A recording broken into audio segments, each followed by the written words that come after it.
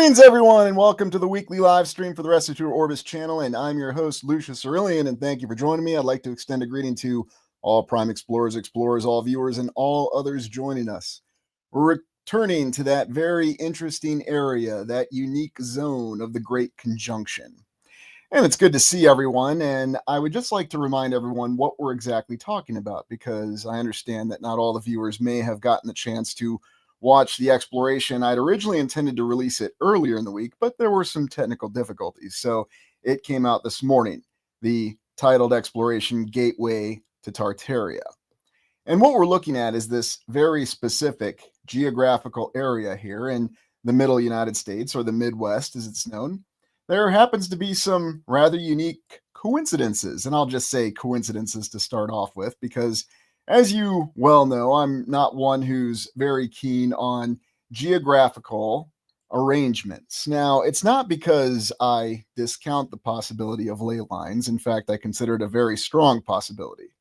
But if you don't recall, in earlier explorations, I've said I'm not exactly confident in our map representations. And remember, a map is just a representation, whether it's a map that's been around for a couple hundred years, one that was drawn a year ago, or even one that's on Google Earth. I'm not suggesting that anyone's making inaccurate maps intentionally, just that a map is merely a representation.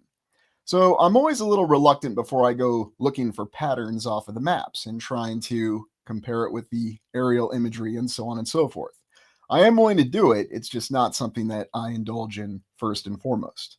However, given the unique confluence of overall coincidences that we have with this particular area, I thought this would be a good time to really take a look and step back and understand why we have so many interesting old world references that just happen to be in this particular area, this Great Conjunction.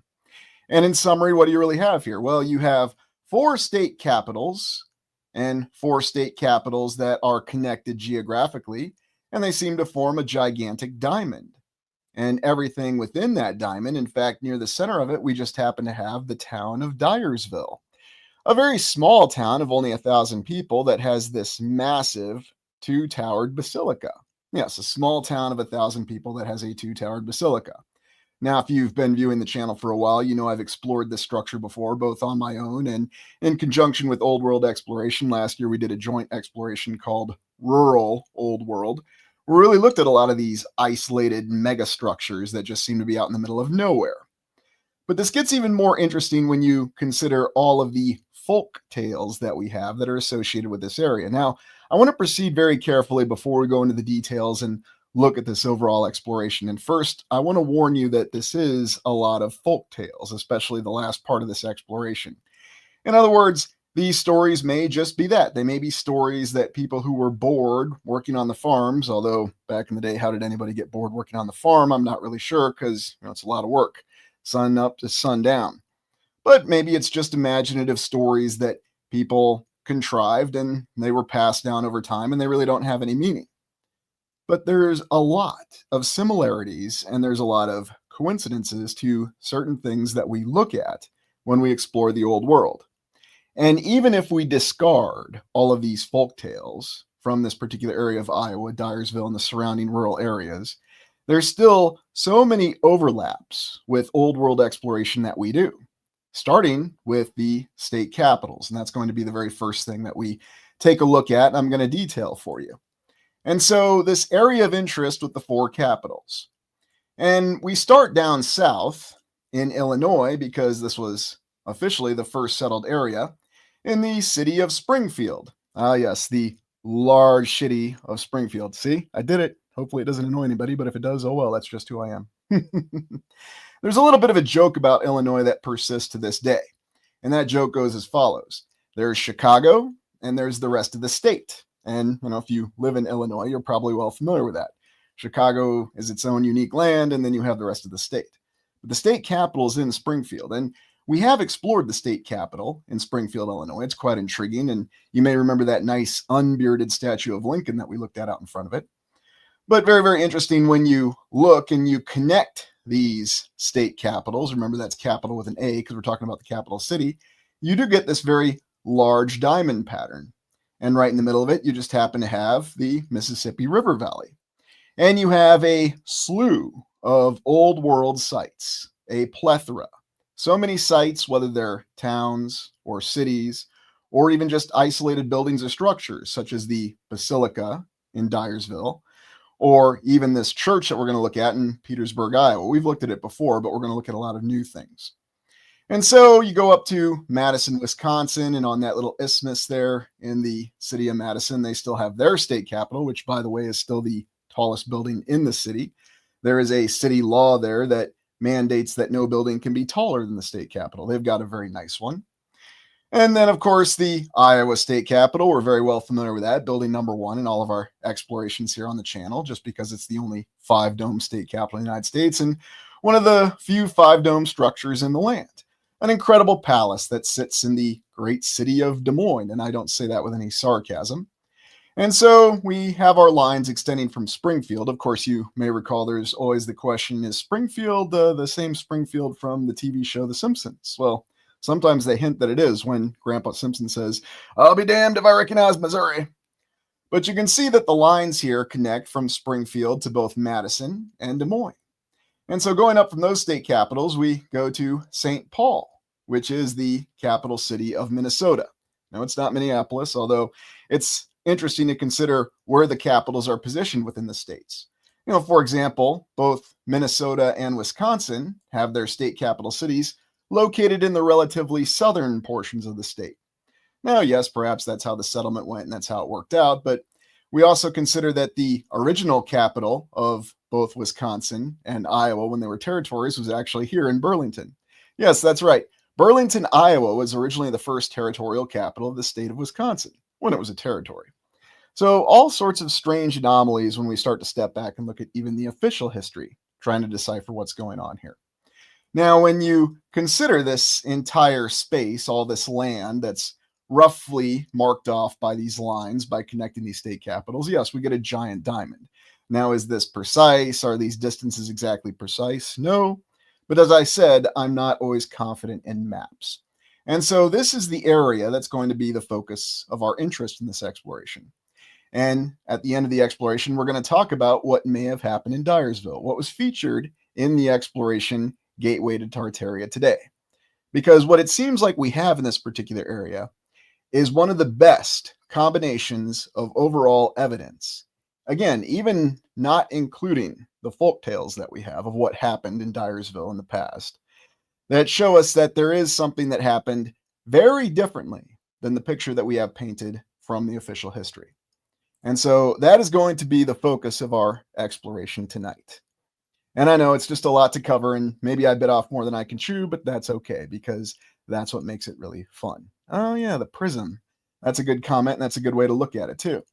So no, they're not exactly equal, and there may be some geographical variances with them, but it is rather intriguing looking at how this all works together within these particular state capitals.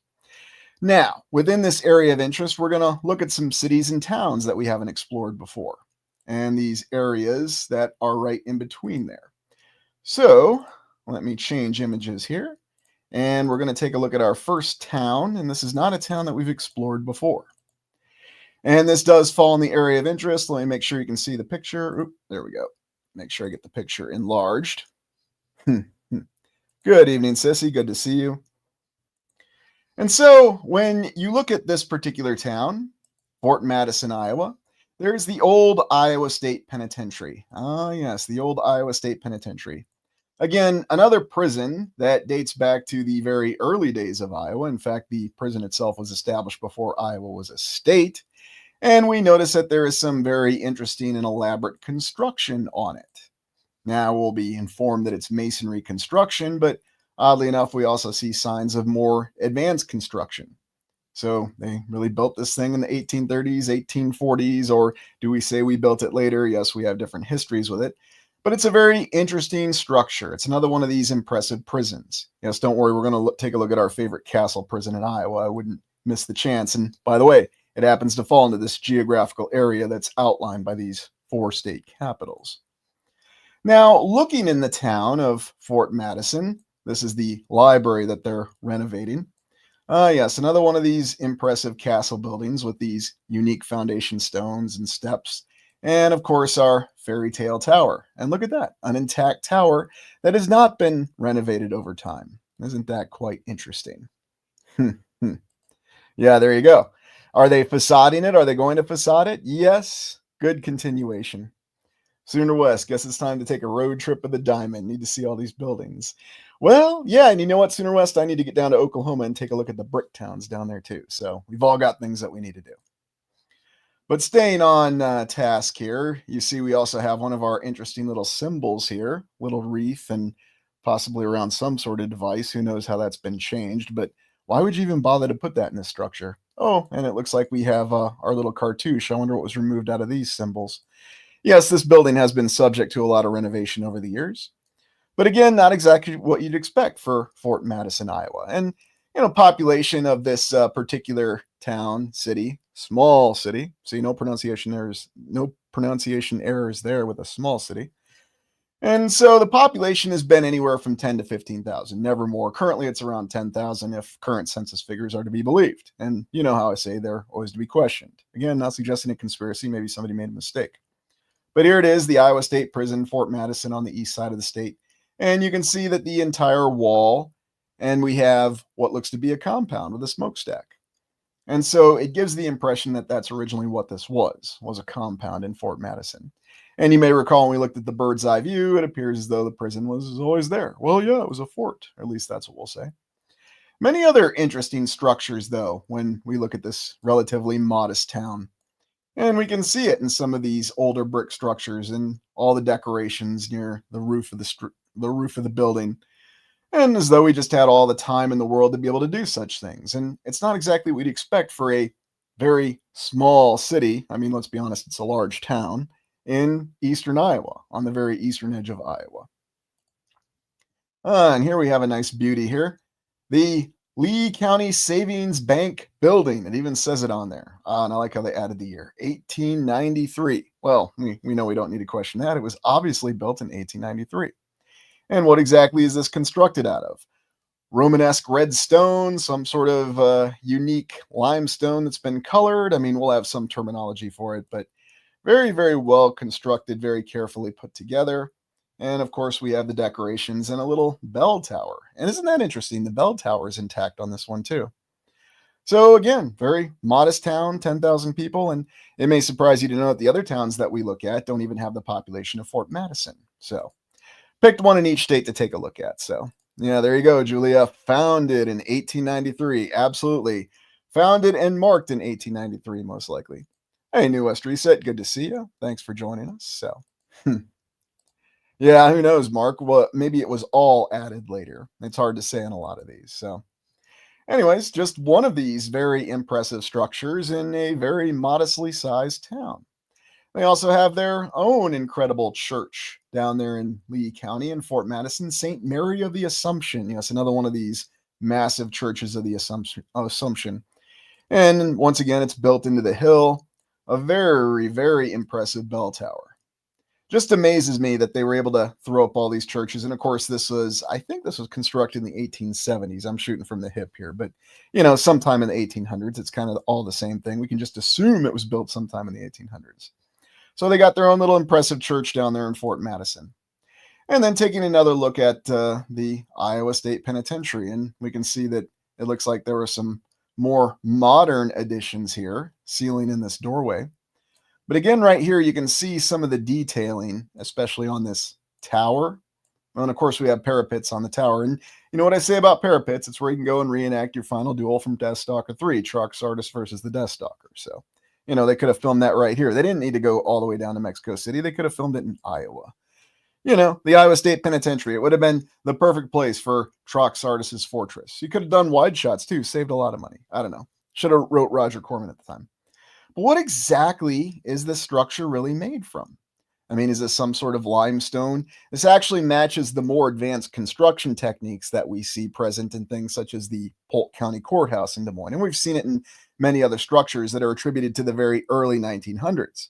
But official history says that this was constructed 1830s, 1840s. Now, of course, we have that usual game where they renovated it, they added to it. So we've got that very wide area where we can say, Well, the wall was probably built in the 1840s. The tower was built in the 1860s. Who really knows for sure? And we discovered some more advanced construction techniques for a prison. Ah, yes, it's an all too common story that we have.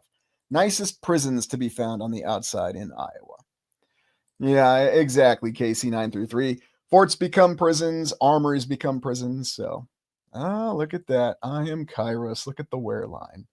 Yes. And I'm sure you're quite familiar with the wear lines. That's a great call out there. And thanks for joining us too. I really appreciate it. Looks like the sandstone buildings. Yeah, it's probably all the same construction, New West Reset. Absolutely. All the way down from these latitudes and going all the way up through Canada. Heck, maybe up to that Star Fort off of Hudson Bay that they just didn't bother to defend, even though they went to the trouble of building it.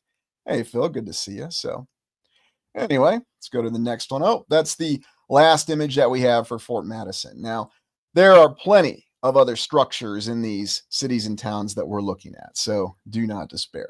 So, we are going to go to our next city in the area, and you may have heard of it. We are going to be jumping over to Illinois, the great small city town of Galena. Let me give it 1 second here and stop the screen. And let me get up the next images here. And here we go. Now, does anybody remember what Galena, Illinois is well known for?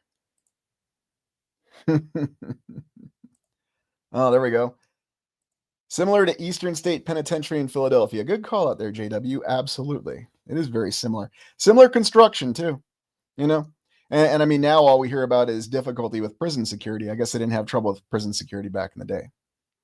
So Galena, Illinois, famous for being the brief residence of one Ulysses S. Grant prior to the United States Civil War when he was a patent clerk. It was also where he raised the 1st Regiment in the state of Illinois and started his meteoric rise from his rather difficult career path after he left the United States Army to becoming the commanding general of the United States Army and considered one of the greatest military heroes in United States history. You know, right up there with General MacArthur, George Washington. I don't know. I think some people even rate him even more.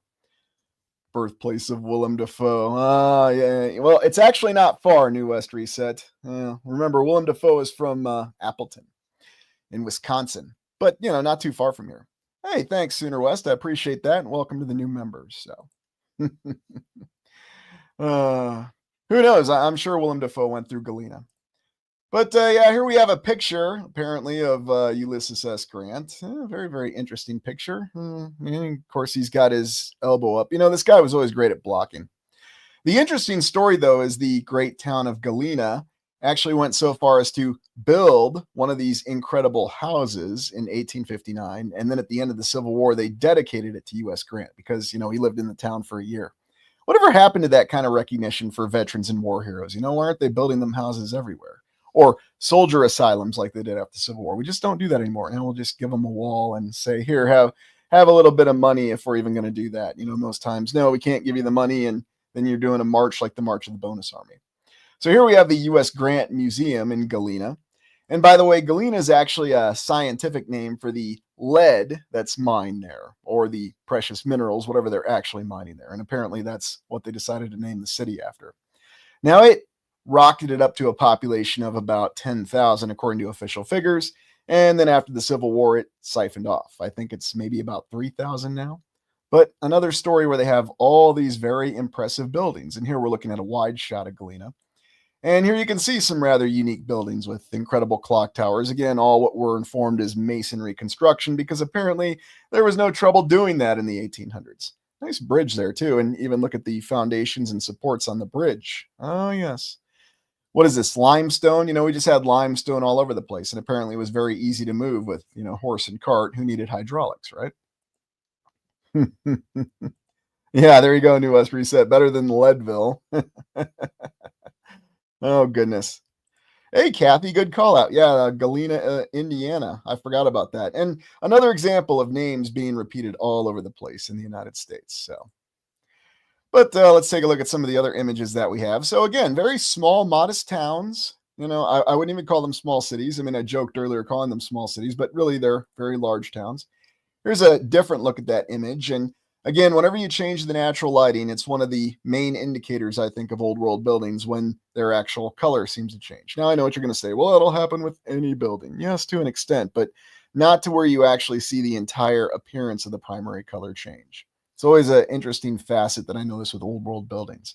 They seem to have a little bit more of a striking appeal to them when the lighting conditions change. But yeah, you could basically spend the entire day just in Galena, Illinois, doing building explorations and comparing and contrasting. There's a lot of nice little nuances and details. Now, if you want to look at some of the other cities that we're not going to feature in this exploration, you can go back and watch Gateway to Tartaria and look at Dubuque and Dyersville, two towns in Iowa that are very close to each other. By the way, there are no interstates that go through Dubuque. I find that very interesting. And I mean, look at this structure. Isn't this a beauty? So again, these foundation stones built up in the hill. Very, very interesting portal windows, though, on this one.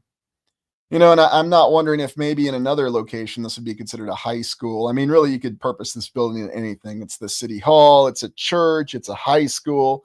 I mean, you know, we could really call them anything. I mean, what really designates it? Well, look at that. We got some bricks that form a cross. Well, remember the cross could have had different meanings in the past, too. And then, of course, we have our usual assortment of blocks here making the windows.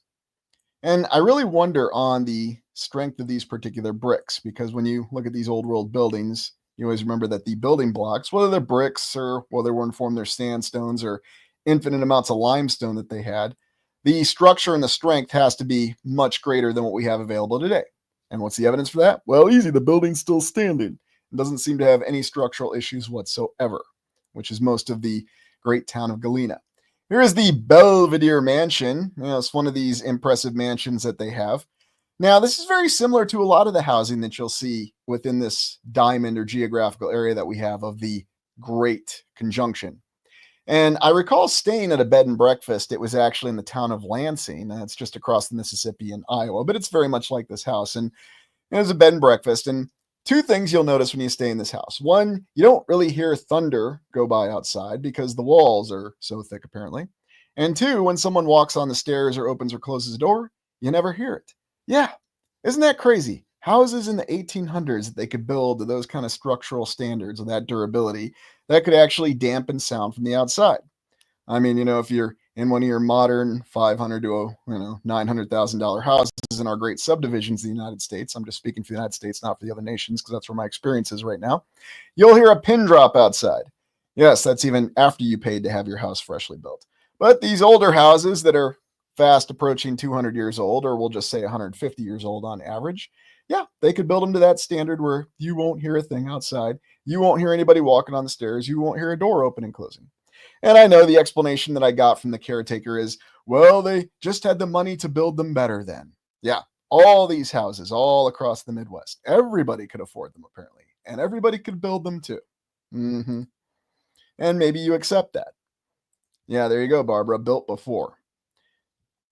Sooner West, yeah, cookie cutter homes. That's absolutely right. So interesting. Oh, we're getting people from all over the place. Well, thanks for joining us from Thailand, Christian. So, take a look at the other one here. This isn't exactly the best image, but it's sometimes difficult to find images that have good quality. But what you can see here is the way that this town is laid out, Galena, Illinois. And it's very, very interesting. You know, another one of these classic river towns and many spires. And you get the feeling that a lot of the look of the town has always been preserved. It's the same way if you go to Dubuque, Iowa, as though you're really looking back in the past. Here's a better image. And again, here you can see how the downtown is laid out, you know, pretty much a linear layout. But then you've got one of these incredible structures on the hill that overlooks it. And that seemed to be one of the features that we had with all the old world towns and the way they were laid out. You know, a lot of people say these incredible structures that overlook the entire town that were very large, that you could tell were larger than the other structures because even in the background with more distance, you know, utilizing our ability to ascertain 3 dimensions in a 2-dimensional image. No, I am not being a purveyor of flat earth theories there. It's really funny that people try to tie that together. I'm merely making an observation. We are looking at a 2-dimensional image here, but we're ascertaining that this building here is further in the background and therefore larger. That's simply called utilizing depth perception. but there's no depth perception in a two-dimensional image, so we're making assessments. Remember, that's why I always say that an image or a picture is merely a representation. We're not standing there right now looking at this town. Don't get me wrong, it'd be cool if we were. And, I'd prefer to take you all on a tour of it. We could explore every building and spend the rest of the weekend doing it. Ah, yes, and here we have the Jail Hill Inn. Ah, yes, a jail that's been converted into an inn. Isn't that just such an American thing? And look at the structure on this. And something tells me that this is very well built, too. Yeah, there you go. Observation. Good. Good way to put it there. I am Kairos. Uh, was this around the time they called it the change?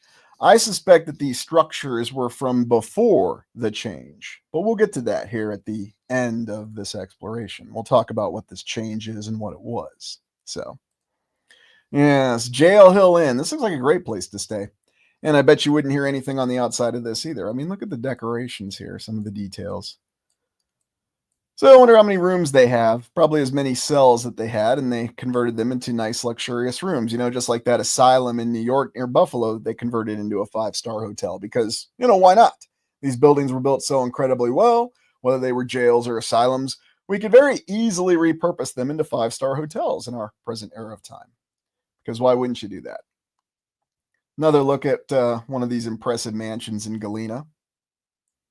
I think this is the Belvedere from a different angle. Yeah, it looks to be. But yeah, so that's what you have in Galena. Very, very interesting layout and a relatively modestly sized small town where they built incredible old world buildings. And there's the question of the day. Who built it? Well, I suspect that there's something unique about this particular area. And it seems to me, and we'll talk about it when we get to the final section with the change, that this area was designated to try to attempt to survive the reset. And that's why we have so many intact structures. But that's just a theory. Could be completely wrong. Who knows for sure? All right, so we're going to move on from Fort Madison and Galena, and we're going to head up to Wisconsin now. And the town that we're heading to in Wisconsin is actually called Mineral Point. And this has a very interesting story behind it, doesn't it always? Now, this is a very small town. Population of about currently 3,000. Let me go large on this image.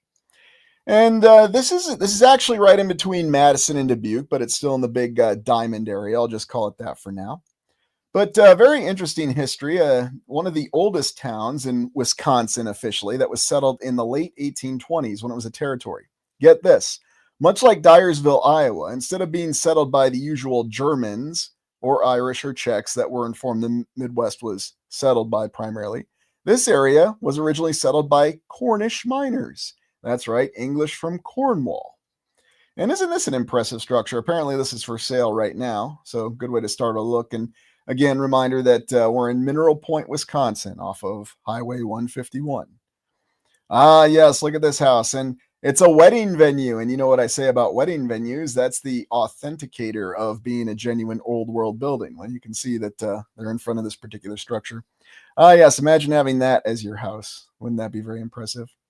And they even have the remnants of one of these impressive castle breweries. So that's right, a town that's population never officially exceeded 3,000 had to have a brewery. I know what you're going to say. It makes perfect sense for Wisconsin. But remember, this town was settled by Cornish people. Is there really any difference? No, probably not. But it's just kind of intriguing how we see parallel story beats that we have, like with Dyersville and other places within this particular diamond. There were English settlers, and then they were supplanted by subsequent settlers, typically German. What happened to the English settlers officially? Well, they just went other places, and that's all you really need to know. Another brewery, why not? Now, here's a better look at one of the main streets in Mineral Point, Wisconsin.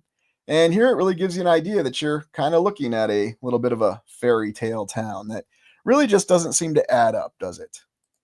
Ah, still on about that one. Yes, English settlers. It's just so funny to me. Yes, I know. It's rolling consonants together. I do the same thing with large shitties. It's just something fun to do once in a while. Yes, you just slow down. English settlers. But sometimes I just like to have fun. And if you want to have fun with me, you're welcome to. Hey, up in the chat. Yeah, this is really a good idea of what this little town actually is. And keep in mind, population 2 to 3,000. That's all it's ever been. Just imagine who was actually building it. Oh no, it's all good, Sean. I'm not talking about you. I mean, everybody was having fun with that particular one today on the exploration. It's very enjoyable. I wouldn't do it if I wasn't having fun. So, yeah, we got our little towers here. We have our brick construction and some of the cream colored brick that we're informed came out of Milwaukee, but some interesting domes and towers. And yeah, again, oh, look, right over here, we got some columns. And I'm sure this is a bank over here, but I didn't take the time to actually do the analysis on these particular locations because I intend to follow up on them. I think I might even get on the ground.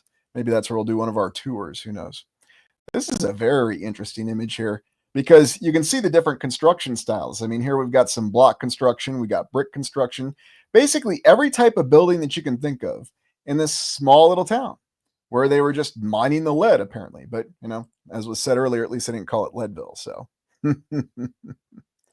yeah, there you go, Sky Sage. And fairy tales do tend to be history. Really like the lighting on this one. So inner west, what would you consider the most beautiful old world building town? Oh, well, actually, the most intact one, I think we're in this geographical area, and it's just because we're talking the number of old world buildings. Now, there are some cities over in Great Britain and England that probably have the greatest concentration of old world buildings. But if you're talking in the United States currently, I would say Dubuque is up there.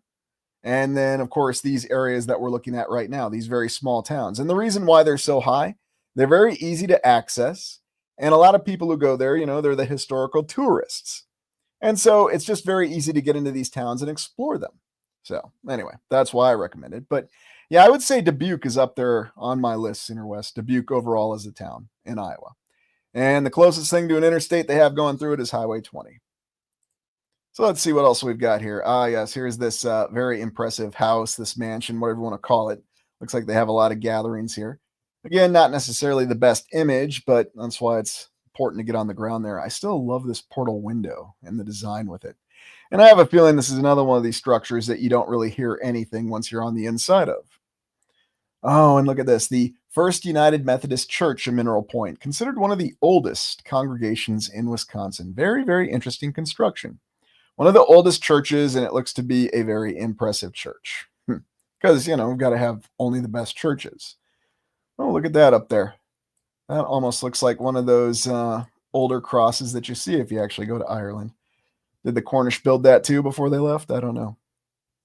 And then here's an older image of that house, and you can see that, I'm trying to remember, did we get a date from this one? 1882. Granted, that's just what's written on the photo. Who the heck knows for sure? For all we know, that could be the year that we think of as 1847. But you can see that the house has always been there with its impressive construction. So if we accept the veracity of the photos and the chronology, which I always suggest we question, then we know that the structure is very, very old in Mineral Point, Wisconsin. And then even looking at this part of the downtown, I mean, just trying to imagine this. Somebody laying out this particular set of blocks in these buildings. And I know they'll say this is just simply rustication. They built this building to look old from the start because they had nothing better to do, even though they were busy mining nearby Mineral Point or Mineral Hill or all the other names that they had for it. I was like when they add one of these little clocks that stick out here. But again, you can see it, this very dazzling array of different types of construction with different block types. How in the heck was that even feasible over time? How does that make any sense? Oh, and look what we have here. Looks like we got a little window down there. I mean, maybe I'm seeing things, but yeah, looks like a little window and some interesting slant construction. Ah, yes, and the Mineral Point Opera House and City Hall. That's right, because if there's one thing you need in your very small town of 2 to 3,000 people, originally settled by the Cornish, you got to make sure you have your opera house and your city hall. And I don't know, maybe there were a couple of opera singers that got into an epic fist fight in the Mineral Point Opera House. I still remember that crazy story with Old World Exploration. We were looking at that place in New York when we were doing the Opera House explorations. Once again, we have our Mr. Burns slant construction going on here because why not? Not only is it impressive that you build a structure like this in the distant past, but you also build it with slant construction. Is this to be seen as concrete? See, this is the on-the-site assessment that I would like to do to really figure out what the construction materials are like. But even looking at it, it's very impressive. And you get the impression that some things have been removed from it over the time. I'm not saying that they have, merely that you get that impression. Still love that detailing up there by the roof. Very, very impressive. So, yes, an opera house and a city hall in a very, very small town. There you go, Sky Sage. That's civilized. Absolutely. Oh, goodness. Oh, wait, Leo. We haven't gotten to the real piece of resistance yet. That's coming up next. But yes, it is rather interesting. You know, everybody needed an opera house and everybody needed an impressive city hall. So I am Kairos. To really know, you'd have to excavate the foundation. Yeah, no one's going to let you do that in a million years, but you're absolutely right. And who knows how far that really goes down. Maybe if we keep our druthers about us, we might get lucky. Here we go. One of these Wisconsin official markers, Wisconsin Territory on July 4th, 1836, here in Mineral Point, Colonel Henry Dodge took the oath of office to become the first governor of the newly created territory of Wisconsin, prior to moving that capital to Burlington, Iowa, or what would become Burlington, Iowa. This territory, previously attached to Michigan, embraced the vast and important area of what is now the states of Wisconsin, Iowa, Minnesota, and portions of North and South Dakota. Well, Colonel Henry Dodge there had a wide territory to look after with very few people, didn't he? This is an interesting image because this particular structure gives you the impression that it's much, much older. I know we'll be informed that it was built with lower standards, like the little dog statues right here. Very interesting. No, that's not me, and no, I don't know that gentleman, but it's just it was an interesting picture, like right out in front of the pub. It's exactly what you need to do to build your pub. And it's actually where you see it reflecting some of those older villages in the English countryside. So maybe that's why they had to come up with this concept of these Cornish settlers that you don't really hear of too often. Oh, and look at this here, the Walker House, 1836. Yeah, I wonder when that sign was slapped on there. 1982, maybe. Looks like 1982 construction to me. But again, looking at how these blocks are put together, and again, wondering how old this particular structure really is, because you get the impression that it is much older. And yes, I'm suggesting it's much older than just about 200 years. In about 11 years, this will be about 200 years old. Again, assuming that 1836 year means anything. I seriously doubt that it actually does, but that's just me. I could be wrong. Maybe that's what they really mean with these. And another look here at the downtown area. I mean, just trying to imagine actually bringing in all these blocks by horse and buggy and then trying to get them into place just for this one structure. And then you decide that the structure next to it, we're going to build it with a different style just because, we've got 2,000 to 3,000 people and we're not busy working the mines, and that's what we have to do. So that is Mineral Point, Wisconsin. Yeah, maybe, Josh. I mean, who knows? It's a guess for us. 500, 1,000, maybe older, and depending how we're even measuring time. It just gives you the impression, though, that it is much, much older and it's been there for a long period of time. So, all right, let's go to the real piece of resistance now. I saved the best for last. I mean, they're all great, don't take me wrong, but perhaps the most interesting for last in terms of the account. And we're going to go to the very, very small town of Mantville, Minnesota. Mantville, the county seat of Dodge County, Minnesota. And guess what it has? It has its own opera house, because why wouldn't you have an opera house in a very small town? By the way, the population of Mantville is and always has been right around 1,000. So this is really one that doesn't make any sense. By the way, geographically speaking, this town is very close to the major large city of Rochester. Pronunciation intentional there. Rochester, Minnesota, where the Mayo Clinic is located. And so it's very, very odd. You can look it up for yourself. We're in Mantville, Minnesota, but let's look at some other images of it. So they've got their own opera house. They've also got the remnants of a brewery, a very, very interesting brewery. So again, a very small town in Minnesota. Now, Mantville is considered one of the oldest towns in Minnesota, 1840s, 1850s, depending on, again, your view of the chronology and the official history. But aren't these ruins very, very interesting? This was originally a brewery, apparently. Yeah, this is definitely something that's just begging for an on-site exploration. Although, I don't know. No trespassing. If only I still had my professor badge with me. I'm a member of the university faculty. You have to let me look at it. Yeah, that never worked either. And then they have this very impressive courthouse in Mantville, Minnesota. This courthouse that was built by original channel nemesis E. Townsend Mix. Yes, that architect who's responsible for half of the incredible buildings in Milwaukee and many other structures all across the land. Oh, and least I forget the state capital of Kansas. In his spare time, he had enough time to come out here to Minnesota and design this courthouse. Yeah, these architects who just went everywhere and got around and could build buildings of every different type. Not really sure what to make of this. And what they say about Mantville, and there is, to be fair, a quarry just south of it. But it's very interesting to attribute the fact that, yes, there's a quarry nearby, but why are you building all these impressive structures? And by the way, you don't see any structures like this built in nearby Rochester, the city that actually expanded, the city that was built around the Mayo Clinic. Oh, no. It's only for the small town of Mantville. It's the county seat, you see. That's what the official history says. And then here we have this older image. And I think this is the brewery originally, the brewery ruins that we saw. But who knows? It might just be a picture of some other building that got torn down and then they assigned it to being the brewery. It's an example of I don't know. And those are the kinds of questions that we have to ask because we really don't know. Yes, the archive says it's the brewery. It may well be the brewery. But do we know for sure? We don't. Looks like it's a good set for filming Little House on the Prairie. Here's another view of the Dodge County Courthouse. So a very, very impressive courthouse for a very small town, never more than 1,000 people, and designed by E. Townsend Mix himself. And in this particular image, it looks awfully overgrown. Why would you let all those trees grow up around your courthouse? Well, I don't know. When you only have 1,000 people in your town, maybe they just couldn't hire anybody to actually trim the trees and upkeep it. Who knows? And then you even have this old original structure here, the Hubble House. I think that's what it was, 1854.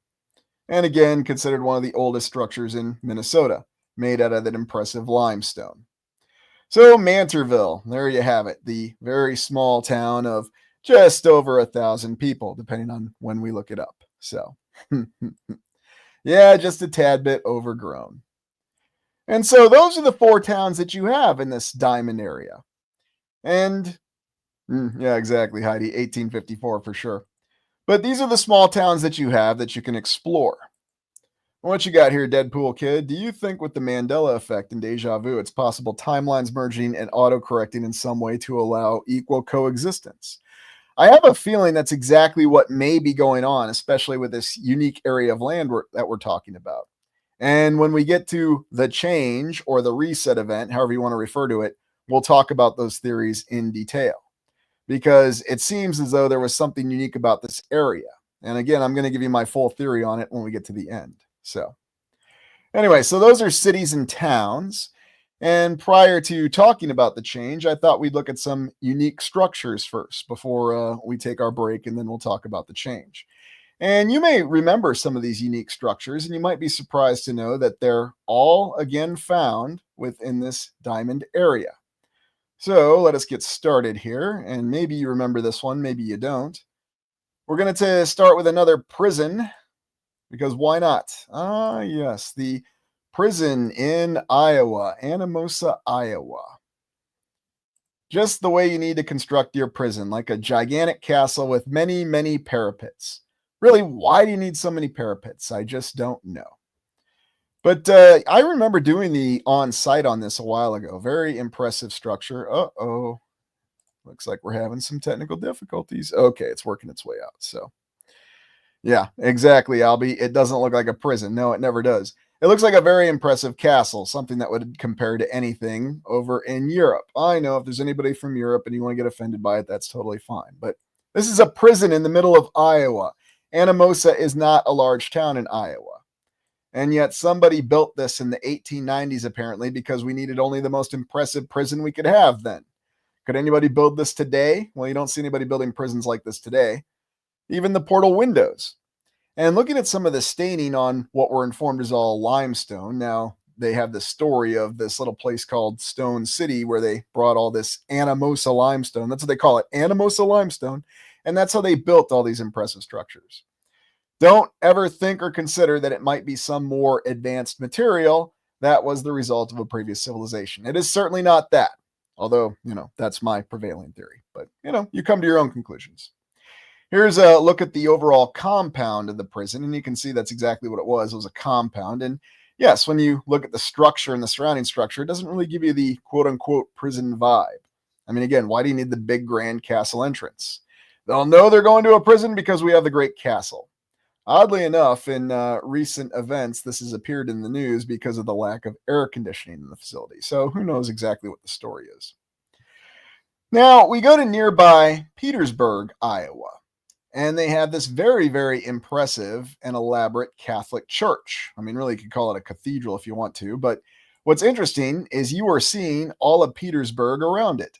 This is not even an incorporated community. It is a village of 70 people. It was a village of 70 people when they built it. It is a village of 70 people today. You are seeing the entire town in this image. And yet somehow, for some reason, again, utilizing this Anamosa limestone, they built this impressive church in Petersburg, Iowa. Here's where it gets even better. This is only 9 miles from that gigantic basilica in Dyersville, Iowa. This gigantic basilica. So there's only 9 miles distance from an unincorporated town of 70 people to Dyersville, Iowa, another incredibly large town of 1,000 people. And it was 1,000 people when they built this incredible basilica, utilizing money from farmers in, again, the 1800s, because when else would it be? And yes, that's exactly what you see. And by the way, I'll tell you something else. This basilica and that church in, oh, thanks for that, New West Reset. Castle prisons to make the inmates feel like royalty, I guess. Yeah, that's a good one. Let me see if I can get that up. That's a good comment. There you go. Thank you, New West Reset. I appreciate that. Yeah, to make the inmates feel like royalty. That seems to be the prevailing mentality. But what really gets me on all this is you see this impressive basilica. Dyersville is 9 miles away from Petersburg. Why? Why would they build this church in Petersburg? This is a village. This isn't even a full town. I mean, we all saw a little house in the prairie. Why not just build your little white schoolhouse that doubles as your church? This is a village of 70 people. If you really want to go to your impressive church, then you take the wagon and you go the extra 9 miles to Dyersville. That's all there is to it. But no, there's this impressive, I just had a complete brain fart there. There is a massive, massive basilica in Dyersville with 2 large towers, and it's 9 miles from this church. This doesn't make any sense. I mean, and Dubuque's not too far from here either, the most populated area. But out here in the open cornfields, very sparsely populated, we have 2 impressive churches. Now, the basilica in Dyersville, Francis Xavier, or whatever particular name we want to assign to it, because I suspect this building's much older than we can begin to believe. This is the Nexus building, where everything affiliated with the change came about. This is the tallest building in Dyersville. It was the tallest building in Dyersville in 1880. I suspect it'll be the tallest building in Dyersville 1,000 years from now. And anywhere you go in Dyersville, and again, you'll find some very impressive old world structures in Dyersville, but this basilica towers above everything. It's beautiful and it's ominous at the same time. Yeah, it is very, very strange show. Heidi, sounds like a plan, some sort. Yeah, I don't wonder about that. Densely populated area before the reset. You know what, Armin? I'm not sure. My theory is that this area was designated as an area that they were going to try to survive the reset. That's why you have the Capitol surrounding it. There was some sort of infrastructure or technology that they felt was going to protect them. It feels like this was an area for refugees. And if we go off of the folk tales that come around Dyersville and the people coming out of Makokata Caves and the caves near Dubuque, that all adds up. That's really where they were going. Deadpool Kid, well, since we now have an American Pope, maybe America's just feeling a little medieval today. Yeah, maybe, but, we've always had these structures, even before we had the first American Pope, interestingly enough. Oh, and I'm glad you brought that up, Deadpool Kid, because you can't say that the Catholic Church provided all the money to build this basilica, because during that time, the Pope didn't even have the Vatican. That's when the Kingdom of Italy had actually seized all the Vatican lands and wealth in the 1800s at the efforts of Garibaldi. No, not Garibaldi from Babylon 5, but, Anyways, so everything seems to have been centered around this basilica. And the folk tales say that it was the nexus point of opening up the hole in the sky, the portal, or destroying the sky. There's different accounts from the different folk tales. They probably all refer to the same event. Now, you may recall this beauty. This is north in Independence, Iowa, again, still within the diamond. This incredible asylum. The things they could build in Iowa in the 1870s, the 1890s. Again, built with the Anamosa limestone that there was just an endless abundant supply of, according to the official history. And I recall doing an on the ground of this one, and that exploration is still available. Miracles on the Frontier, if you want to watch it. And yes, Rochester, Minnesota, the incredible Art Deco Plumber Building, which is also in the diamond. And we've referred to this building many times. This is the one that is the original administration building of the Mayo Clinic in Rochester, Minnesota. You remember it's covered with griffins. Oh, darn, I didn't pick one of the high-def images. But go back and watch Symbols of Tartaria if you want to look at this one and see the thousands of griffins that are on it, outside and inside, for an Art Deco building built in the 1920s, although that's a matter of debate. And then, of course, it does have one of the most stunning interiors I think I've ever seen in my life. And remember, this is not one of the full-sized Art Deco buildings in New York City or Chicago or anything like that. This is Rochester, Minnesota. This is a standalone building that is completely surrounded by all the modern structures in Rochester representing the Mayo Clinic. But yet this building survives, and the interior of it is immaculate beyond the ability of words to describe. I think it's one of the finest interiors I've ever seen on any Art Deco structure. And so, yes, this is within that diamond area that we have. So,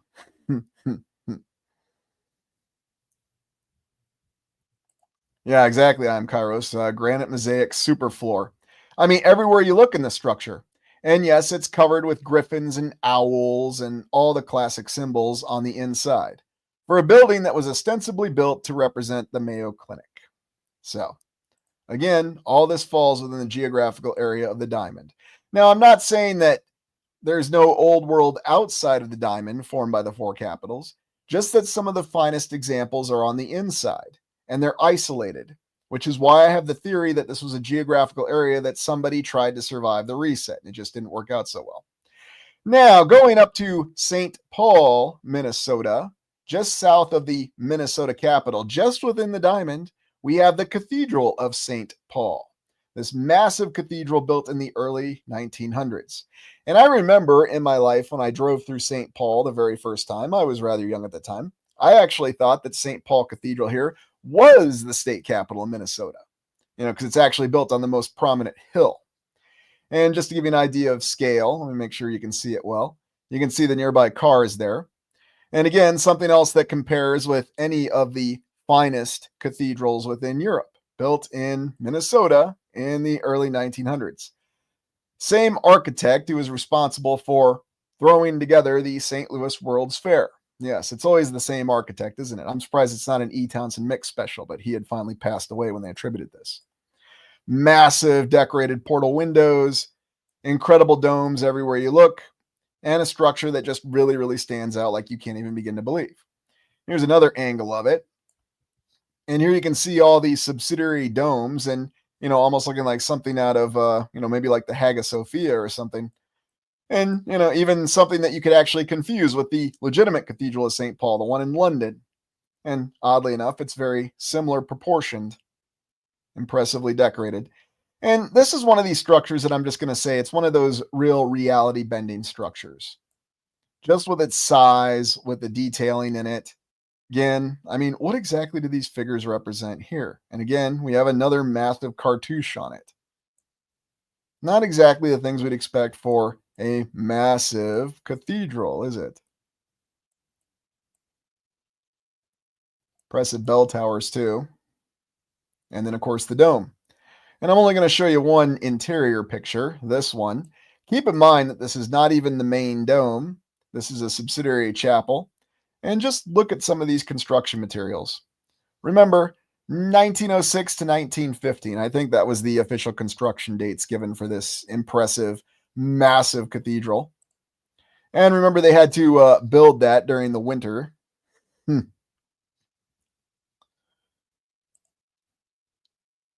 Constructive criticism. It's not understood by that which is not understood itself.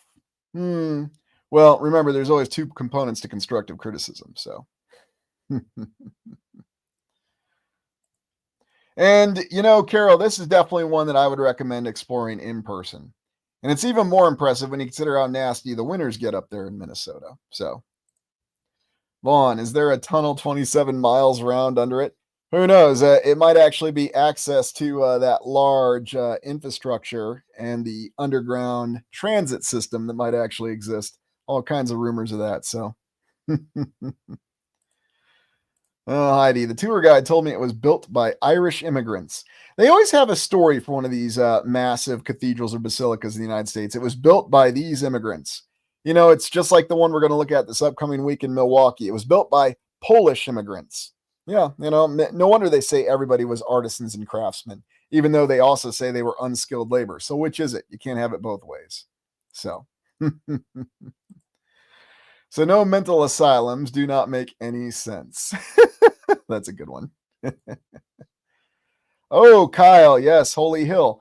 And by the way, Kyle, Holy Hill, that's that interesting site that's in Wisconsin, northwest of Milwaukee, about 30 miles. It has the exact same configuration as the Basilica in Dyersville with the two giant towers. Might be another system that's linked in with it. Who knows for sure? Atom Bomb, show me the wooden scaffolding that held a portion of those pillars. Yeah, you're right, brother. You will never see any scaffolding or any interior construction images of any of these structures because, who'd want to see that? It's just boring. So, yeah, there you go, Julia. Savant stonemasons. So anyway, I think that's all I had for the cities and structures that are within the diamond or the geographical area of the Great Conjunction. And so for the last part of this exploration, we're going to take a look at the account of the time of the eclipse, the change, or the reset. And it is a folk tale that comes from Dyersville of an eclipse that lasted for an entire year. But prior to going to that last part of the exploration, we're going to take a 2-minute break. So take a break. We'll come back to it. And we're actually going to look at this very torrid account that we have of this American folktale that may or may not be very accurate. So before you take your break, please hit the like button, and we will see you in exactly 2 minutes.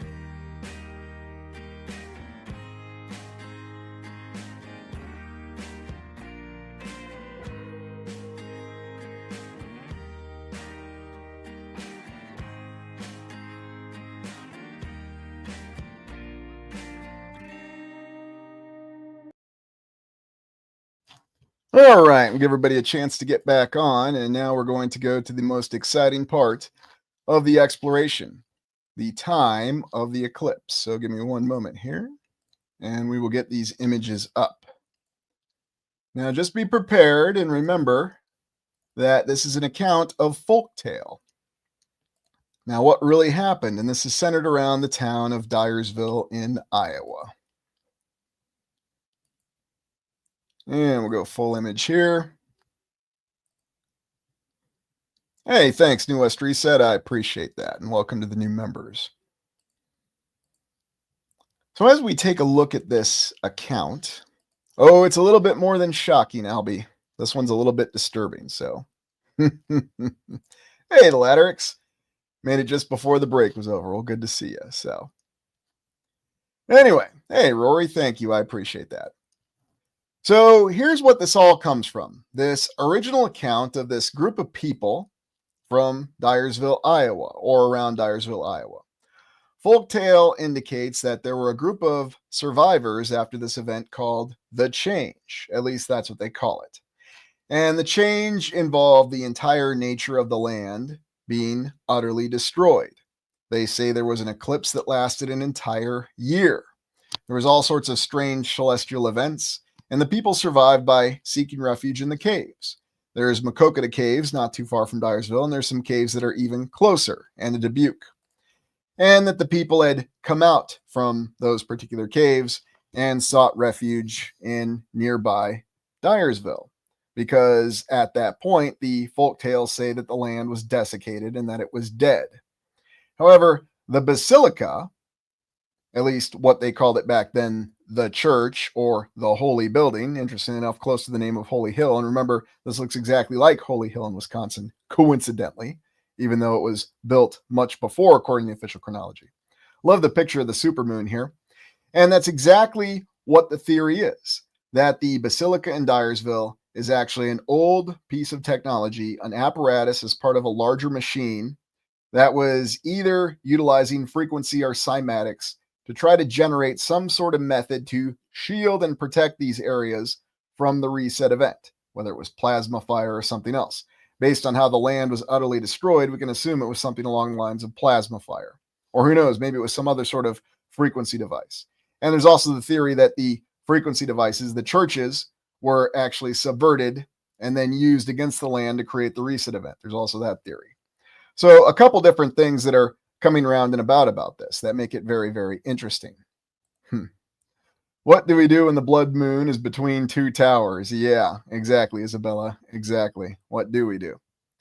And so, and Leo says it well here, sanctuary buildings, maybe, or sanctuary buildings that didn't function as they were supposed to.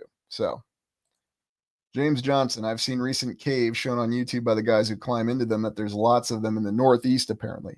Now, there's actually a cave system that some people say is continuous throughout most of the land. Some even say that the cave system connects between the continents. I know that seems like a far out there theory, so it's just something that people say. But anyway, moving on, what we have with this event, when this eclipse happened for a year, this was actually after the change, when the people had come out of the caves. And apparently there were some people who still had knowledge of the old technology, but didn't understand how it worked exactly. They were trying to return life to the land, apparently, and trying to survive any way they could, because the land was dead and they didn't really have much to subsist on. That's what the folktale says. And one of the wise individuals tried to reactivate the basilica, at least what we call the basilica today, the church in Dyersville. And it caused an eclipse that lasted for an entire year. And it seems to have opened up some sort of strange merging of realities, some opening of a portal. And according to the folktales, an ancient evil actually came through the portal and inhabited the land. And it utterly wiped out the original group of people that had actually meddled with the church, or whatever you want to call the structure. Yeah, Albie, a year of a single eclipse. That's what the folktale says. Now, keep in mind, it is just a folktale. It may just be the product of imagination. But, yeah, so bathed in darkness for an entire year. The stuff of nightmares. Now, we look at some of the images that we have all across Iowa, and recall that Iowa is known for being a very fertile land. It's the breadbasket, some say, of the world, the best soil in the land. But the early images of it, here's Dubuque, some very impressive structures in the very early 1900s. And yes, you can see some trees have come back, but You look in the horizon, and what is the very lush Mississippi River Valley is dead. Now, what will be informed is that it was logged. That's what the official history said. Oh, they cut down every single tree on it and seemed to expose some stuff. You look at some paintings and pictures, and you get the same impression that there's very minimal vegetation in the Mississippi River Valley. Now, granted, this is just a drawn picture. It could really mean anything, but it again reinforces that notion along with the actual pictures that we have. Very, very strange one here that just shows what appears to be the original Dubuque in the River Valley. But then looking at some other photos, such as the Shot Tower. Now, this Shot Tower still stands. This is in Dubuque, right off the Mississippi River, only about 20 miles from Dyersville, where the Basilica was and where one group of people emerged from. And again, you get that impression of the land that's just utterly dead. Oh, it was just a flood. Well, maybe, but why are there so many images that show a destroyed land? This is that very impressive Castle Brewery in Dubuque that is being torn down right now as we speak. Very tragic loss. But yeah, another one of these breweries that took up a whole block. And then looking in some of the landscape of Dubuque where you see the giant retaining walls. Now, if you think about this, if this was an area that was being built or reinforced to survive a reset event, then suddenly there's an entirely different explanation behind these incredible retaining walls. And looking at this image, now again, this is a drawn image. It's not an actual photograph. But you get the impression that there was some very extensive damage done to the retaining walls. Still, whenever the retaining walls were actually built and by who, they're still standing to this day. You might remember the newspaper article that we looked at from the early 2000s or late 2000s, where they had a section that collapsed, and the city said it would be too expensive just to repair that single section. Yet, in the 1880s, the official history says they built all these retaining walls. Sure, why not? Then you have this interesting image of these individuals standing by the Julian Dubuque Monument, looking like it's already been there for 1,000 years. Yeah, that's where the quote-unquote founder of Dubuque, Julian Dubuque's monument is, and it's quite a hike to get up there. It's a good workout, though. But then looking at some of the other images of surrounding towns, and again, you get the impression that the towns and the landscape itself was, quite frankly, arid, dead, destroyed. There's a good term. Miss Time, liquefaction. Absolutely. It seemed to be subjected to all of it. So whether it was the plasma fire, frequency weapons, I mean, who knows for sure? And so that's what we have when we look at all these accounts. And here we even have this old image of Des Moines, the capital. You can see the Iowa State Capitol in the background. Completely mud-filled roads, and no, it's not horse poop. And yet the buildings and the structures looking like they've been there for a very long time. This image is attributed to the 1890s, but who knows for sure? Again, giving you the impression that the city was wrecked and it had to be salvaged. That's the impression it gives me. Now, if you just want to say, well, it was the 1800s, everything was dirty and dusty. We were traveling in horse and cart and horses were pooping everywhere. That's fine. But how exactly do you account for this impressive structures? Furthermore, how do you account for the Iowa State Capitol, which is clearly constructed, built in this image, and is still an impressive palace to this day? Well, they say they always have to renovate it. Although what are they doing when they renovate it? Building scaffolding, that's about it. Now, there's an interesting connection from Dyersville. Now, this is the town that's west of Dubuque, and Dresden. Yes, Dresden, Germany. You might remember when that's come up a couple times. And a lot of the settlers actually have stories in the Folktales that they were brought from Dresden to Dubuque. It doesn't make any sense. Well, were they on a ship? That's what we would think. And the story says no. They actually came from a cave system from Dresden to Dubuque. Now, I admit that's a very fantastical account, but there are numerous stories that say somehow, some way, there was the ability to transport people from what we think of today as Europe into completely different areas. It always was odd to me that we have these settlement accounts of all these people from Central Europe who decided just to bypass New York completely and go right to the Midwest United States. Why exactly was that? And, just an interesting series of images from Dresden. And, when it's an excuse to look at images from Dresden, why not? But then going back to Dubuque, Iowa, you still have these two very impressive structures. And, Sooner West asked earlier, what's my favorite old world town? I think the most intact old world town overall, the largest, at least in the United States, is Dubuque, with the most genuine old world structures that have not been renovated. I think you're still actually looking at legitimate damages that have not been repaired across the city. Now, of course, yes, you see scaffolding right here on the church steeple and so on and so forth. But you walk around it and you see a lot of what we're informed as masonry construction in downtown Dubuque, and you will find there are more examples of what seem to be the original construction. What's that?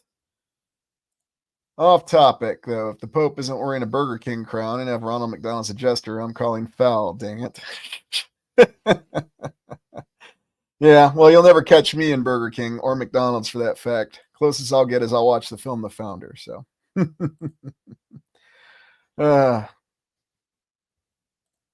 Leo, must have been a very significantly built city. I think that for whatever reason, it was designated as one of the cities that they were trying to facilitate surviving the reset event. So, what's that, Jackie? The plasma miasma had to have been real strong. Very much so. And I'm under the impression, though, that parts of the city did survive. It's just the people didn't come out as well as they thought they were going to.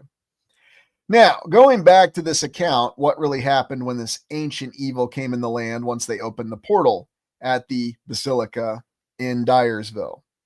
There's the account, a story, even an episode of the old series Robin of Sherwood called Crom Cruach. And the story of that episode is as follows. There was an ancient wrathful god called Crom Cruach who was awakened. It's very similar to the folk tale that's told by some of the people around Dyersville. Now, many of those people are no longer with us, and it's very, very hard to find people who still tell these folk tales. That's the issue. They tend to die off, and of course, they're not preserved in the historical archive. I can't imagine why. But what this says is that there was this evil deity that came back to the land and demanded sacrifices. Sacrifices from the people who had survived and were trying to inhabit and start over again in Dyersville. First, they demanded the sacrifice of animals. Then they demanded the sacrifice of their children. And the people complied. And that's exactly what they gave to this horrifying deity. They killed their own children, and they were given bountiful harvests, and life was returned to the land. Only enough to sustain them. But what these people didn't understand was that they had completely given up their autonomy. And they had actually committed themselves to a fate far worse than dying in a dead land. Because it ultimately wasn't enough for this vengeful deity, he demanded everyone die. And that's exactly what happened. The entire population was killed in a fire that destroyed the original population of Dyersville, or what the official historical account says are those missing English settlers. Oddly enough, when you look into the history of Mineral Point, Wisconsin, there is kind of a similar story. It's not exactly the same as what happened to the Cornish miners that had come there. So very, very intriguing and very, very horrifying.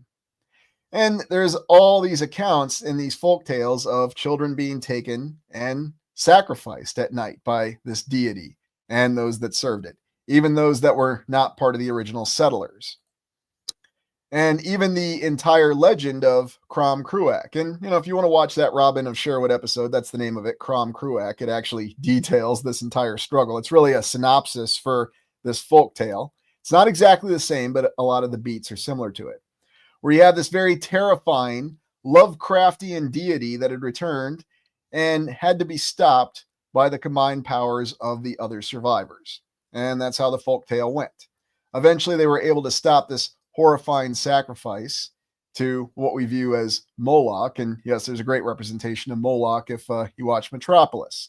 Again, another film that may, in fact, even be from before the reset, according to some theories, although there are a lot of the same plot elements in it. Again, all by coincidence. All during this time that once they finally stopped the dark energy by reactivating the Basilica in Dyersville, it ended the portal, and finally the eclipse that had lasted for a year ended. And that's how the folk tale ends. And so just think about all that. Again, it could all just be the product of imagination. It could just simply be a retelling of the earlier myth of Crom Cruach. I do acknowledge that. But it's odd how there's enough differences that factor in some of the local structures. There's also the fact that a lot of the details do match up. They're really are caves that are nearby Dubuque and Dyersville. The Makokata Caves being some of the most impressive ones. And yes, I have done an exploration of there. There are some indications that there were some dark powers at work around Dyersville during that time. Yeah, there you go, Sky Sage, using occult info negatively.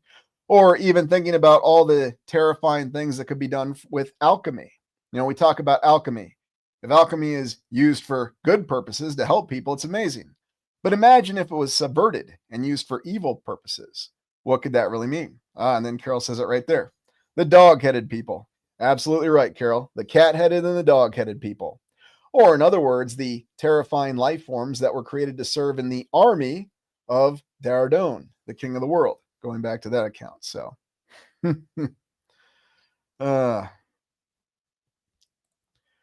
anyway, that was how this entire account ended.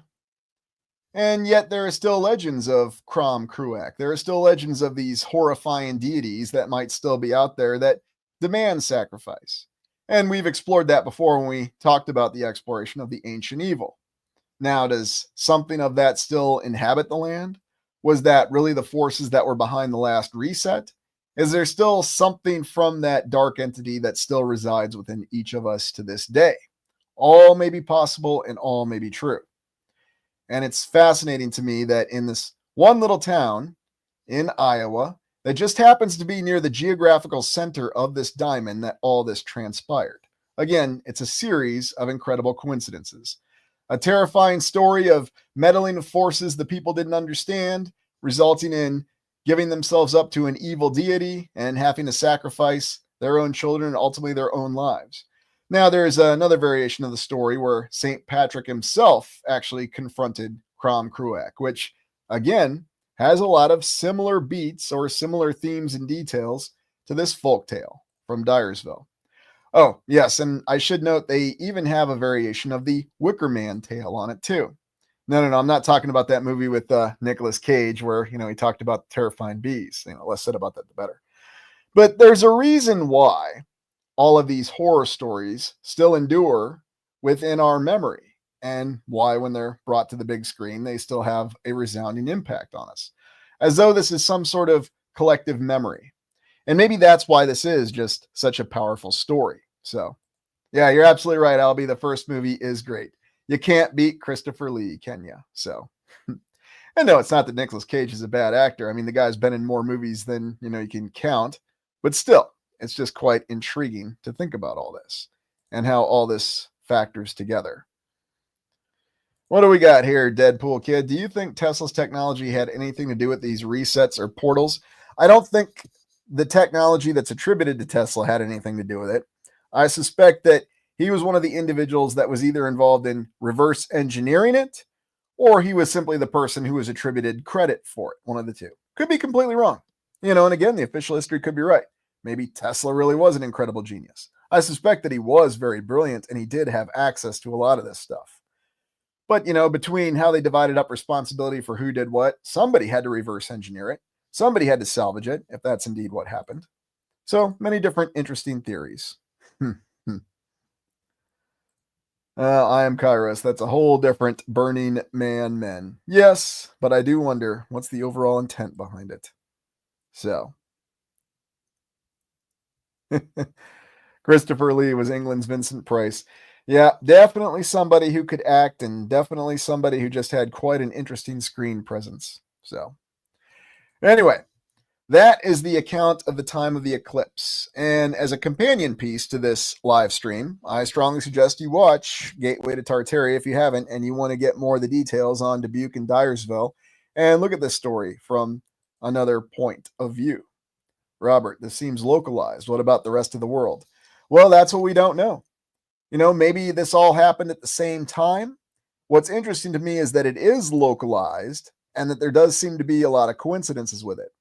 Could there have been other areas that were designated to try to survive? I have no doubt about it.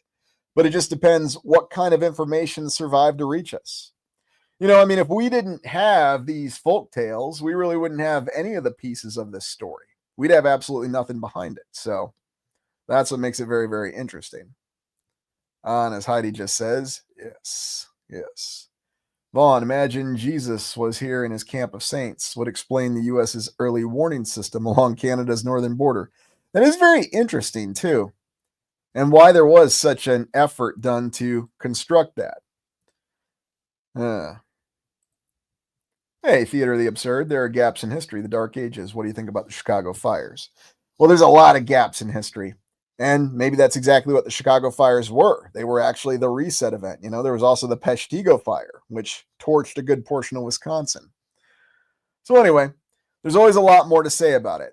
I hope you enjoyed this exploration, and I hope you got a lot out of it. And please hit the like button.